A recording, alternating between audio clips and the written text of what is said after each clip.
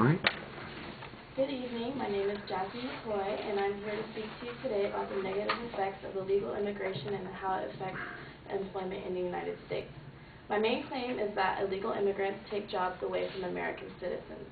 To support my main claim, I will be explaining three main factors that will show how illegal immigrants create unemployment for American citizens. First, I will talk about the growing number of illegal immigrants and how they take the majority of the low-skilled working sector. Secondly, I'll explain how illegal immigrants abuse the guest worker program. And lastly, how illegal immigrants take jobs away from Americans who need it the most. As for my first point, the increasing number of illegal immigrants is taking over the low-skilled working sector. The performance of illegal immigrants in the labor market can be attributed to the education they have. According to the National Academy of Science, in the reports titled Dropping Out, there was a 44% decline in the wages of high school dropouts as a result of immigration, and a dramatic rise in the illegal immigration was a direct cause of dramatic declines in jobs and incomes of Americans with a high school diploma or less. Therefore, according to the CIS, 43 million civilians of the American labor workforce compete with the 7.4 million illegal immigrants for basic jobs. Another related immigration issue that has a negative impact on jobs and wages is the abuse of the guest worker program. In case you think the guest worker program is just for allowing temporary seasonal workers, think again. These are just a select few jobs that the H-1B visas are being issued for. Accountants and administrators, programmers and computer scientists, engineers and technicians, teachers and college professors, surgical and dental assistants, youth counselors, daycare providers, and cashiers. In 2002, there was a total of 1 million H-1B visas issued. Besides the guest worker program, American companies and universities import temporary workers for all sorts of jobs they need workers for.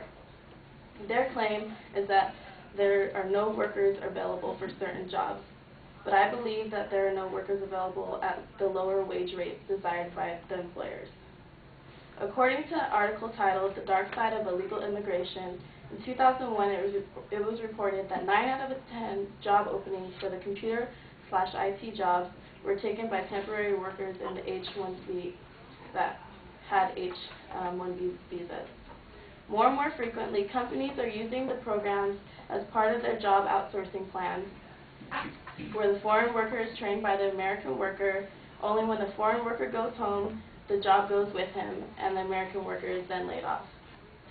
Lastly, illegal immigrant workers will take jobs away from Americans who need them the most. The Center for Immigration Studies, which favors the limit on legal immigration and tougher enforcement on illegal immigration, released a study in 2006 that immigrants are taking away jobs from young native-born workers. According to the study, jobs that American citizen teens used to hold, like mowing grass, working in restaurants, and summer construction jobs, are no longer available to them.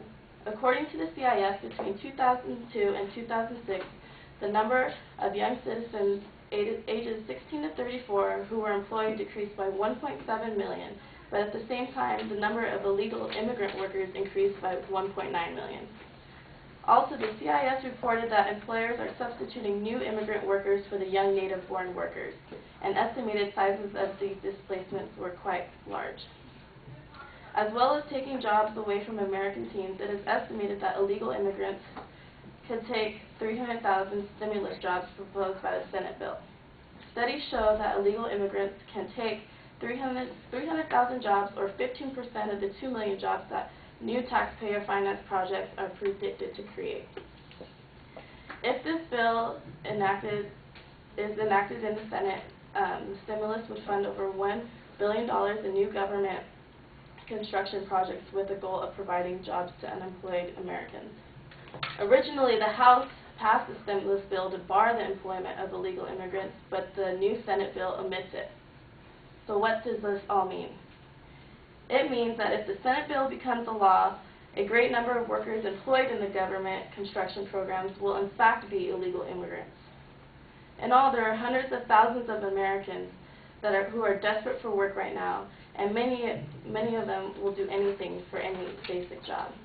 But the problem is that these people can't find a job due to the illegal immigrants who have taken those jobs and kept the wages lower than what they would be if American citizens held those jobs.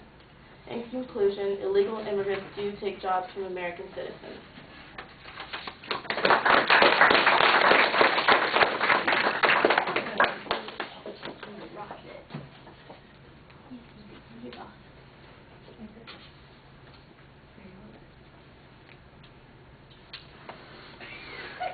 All right, Jasmine. Got a very clear statement of your claim. The structure is laid out in the preview. You signpost it clearly as you're going through it, so that makes it easy for people to follow. I think on your first and second points you have some good evidence, but I think you could use a little bit more evidence, especially on that first point. I'm not quite clear why. It sounds like I'm mocking the Italians. I'm not quite clear. I'm not quite clear what the difference is between your first and your third point. They both seem to be talking about a particular classification of jobs that are being affected by illegal immigration. So if they aren't that different, there's no point in having them as separate categories. Put them in one category. There may be some argument about how it's just adjusting wages for one group and then it's jobs in the other group. Then, okay, it makes a little bit more sense, but that could be clearer. On the second point, I thought you did a good job explaining the idea.